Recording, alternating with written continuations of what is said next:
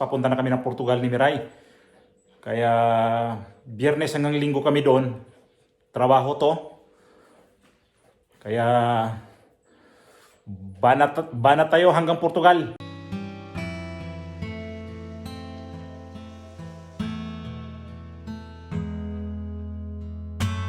Hello Philippines! Hola España!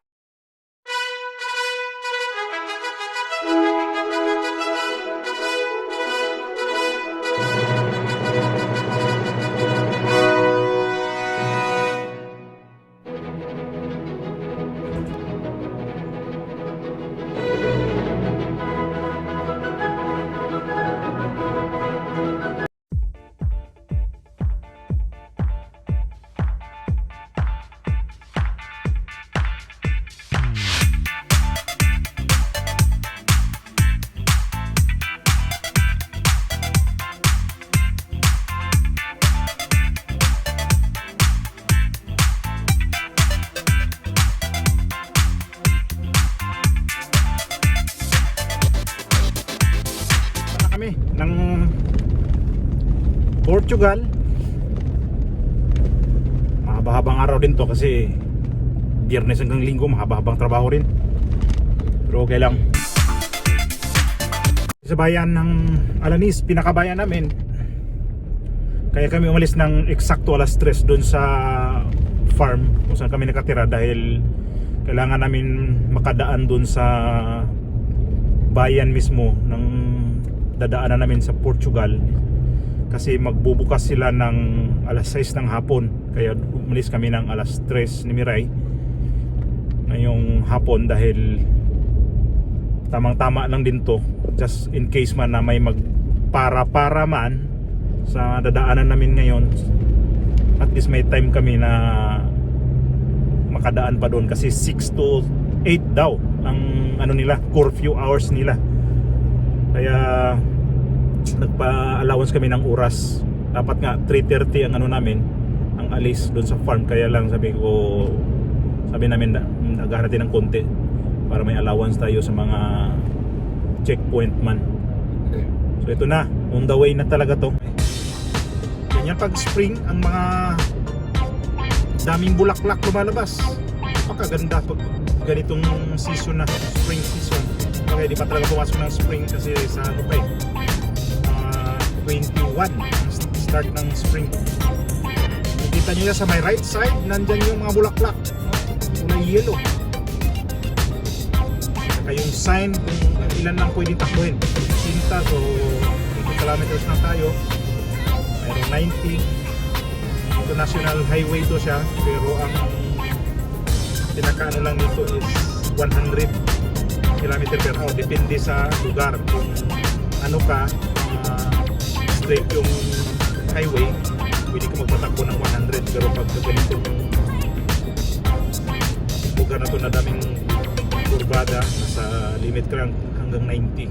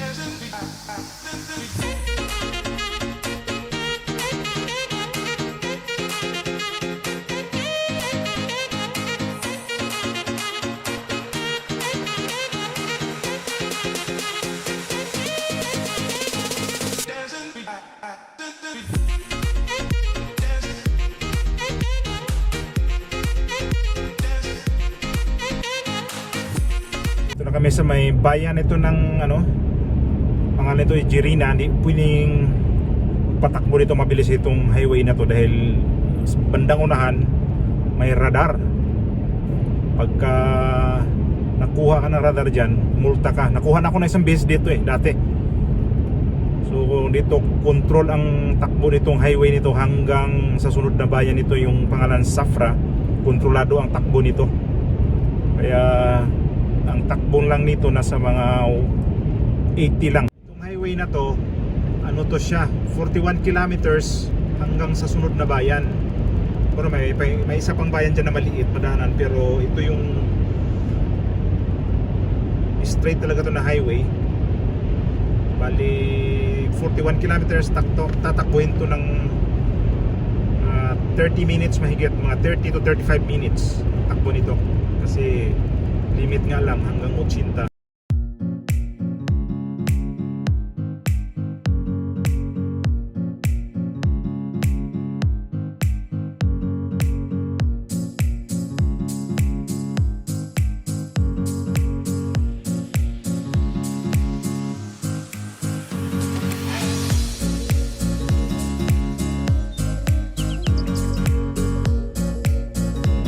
Okay, dito na tayo sa sa may kalagitnaan na halos ng Safra at saka Jirina. Yung kabilang side nito, ito yung plantation ng trigo. Yung nakikita nyo kanina lang, trigo yan.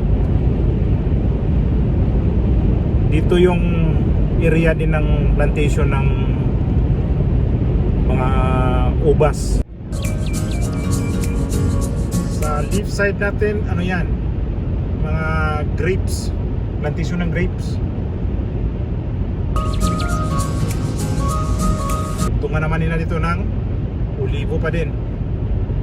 Kasi ang olibo, ito lang yung pinaka number 1 produkto nila dito. Pag silang pinakamalaking supply rin kasi ng olibo dito Palagi ko sa Europe, isa tong sa kanya sa pinakamalaking supply ng aceite ng galing sa oliba.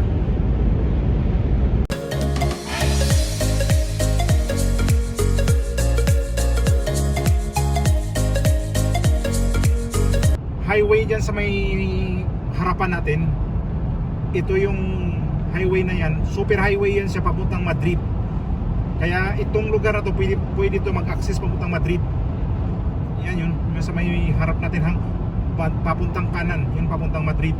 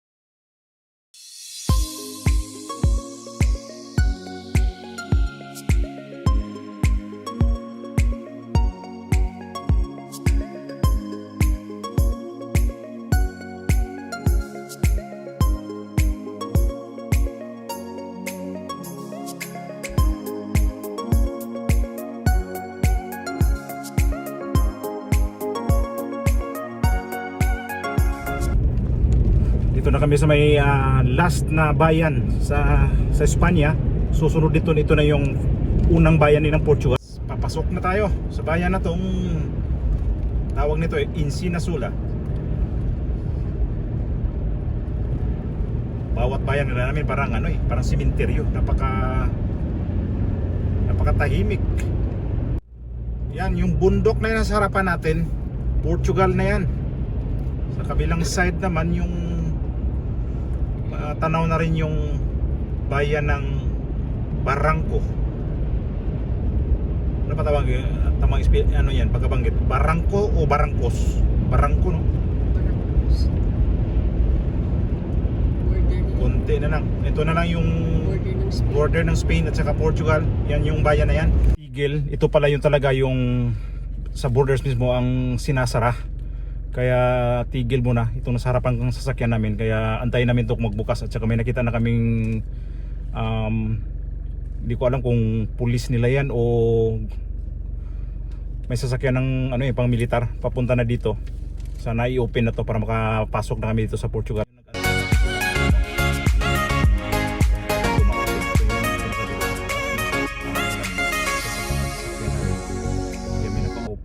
Nagtambay din na dalawang truck, may isang truck at saka itong may hila-hilang karo tong isa.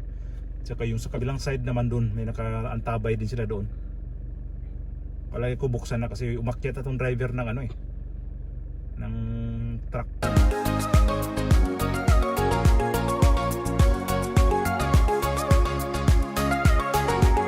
Yan na, may nagpapara na sa kabila.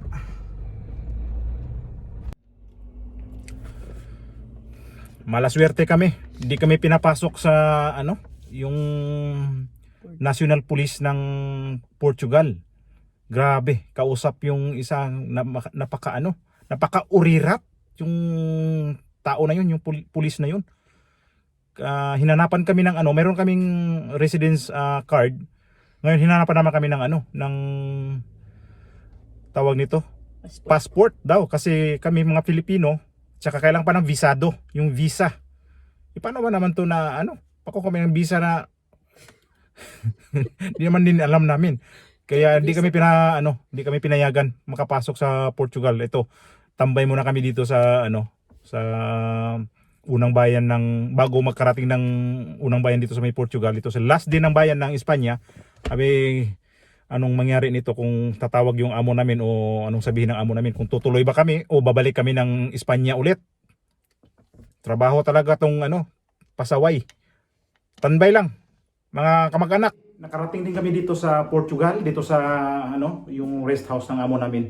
Grabing provisyon na namin kasi hindi kami nga pinadaan kanina sa checkpoint doon, yung sa boundary ng Espanya at saka Portugal, dahil wala nga kaming yung passport at saka visa. Kaya pinabalik kami ng Espanya.